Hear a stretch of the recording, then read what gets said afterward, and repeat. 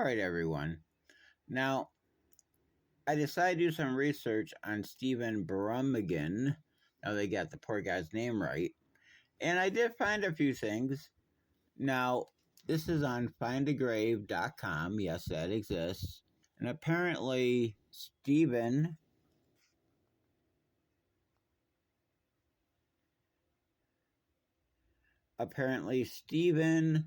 I can't pronounce that. Lxiatman. That's his middle name. Lexedaman Brummagyn was born in August 1840, somewhere about, and died July 30th, 1916. And he is buried in the South Glens Falls Cemetery. According to that right there. Anyways, and see if you click on this thingy here. There's his headstone. He was age 75. Now, the interesting thing is, I'm curious as to why no dates on the headstones, right? Because that doesn't make any sense to me. And it wasn't like a bunch of people died at once. He was married to Julia Babcock Brummagyn, and he had 2 children, Ida Brummagyn, Jesse Brummagyn, who died in 1911, but we'll get back to that. Anyways, that's their headstone. No dates on it. And if you go down, it says Death's Call. And that was a news clipping that someone put on there. Thank you. From days gone by, apparently.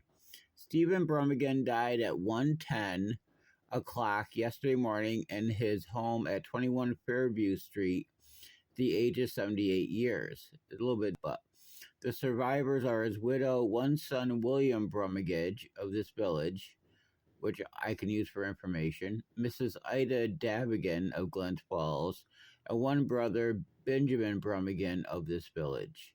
The funeral will be held at 2:30 o'clock Wednesday afternoon from the family home. Reverend George Fairbanks of the Baptist Church will officiate.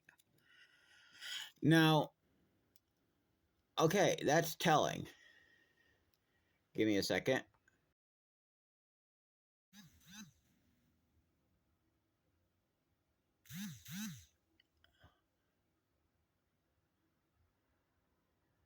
Is the notice for Jesse Brummagyn's death, I guess, right here. That appeared in the paper, and it says birth unknown, death November 1911. And again, I think he was buried in the same spot as his father because there's no other kind of headstones or markers. And it says Jesse Brummagyn, one of the most popular young men of this village, died yesterday morning at 2 o'clock at the home of his parents, the same house his father would die in a bunch of years later. Suicide, lingering illnesses, what? I mean, it seems very strange to me. At the home of his parents, Mr. and Mrs. Stephen Brummagyn, 21 Fairview Street. He was 24 years old of age and survived by his parents, a brother, William, and a sister, Mrs. Duane Davigan of Corinth. Mr. Brummagyn was a promising musician and was a member of the Glens Falls Band. The funeral will be held Wednesday afternoon at 2:30 o'clock. All right. That just, it seems strange. The son dies, and then a few years later, the father dies. All right. It gets a little stranger, okay? Julia Babcock Brummagyn. I assume they're all buried in that one plot with no dates or anything. It says death unknown, South Glens Falls Cemetery, same location. So yeah, it's very strange to me that there would be no dates or other information on there, unless there's something else going on, or maybe they're just really cheap, or I don't know. It just seems very odd to me. And what I also find odd is there's no mention of the brother William in this. So where was he buried? So usually they would have things like that, I mean, listed. Or at least whatever. So I don't know. I'm not exactly sure what to make of it, to be in all honesty. Now they did have a sister, um, and give me a second.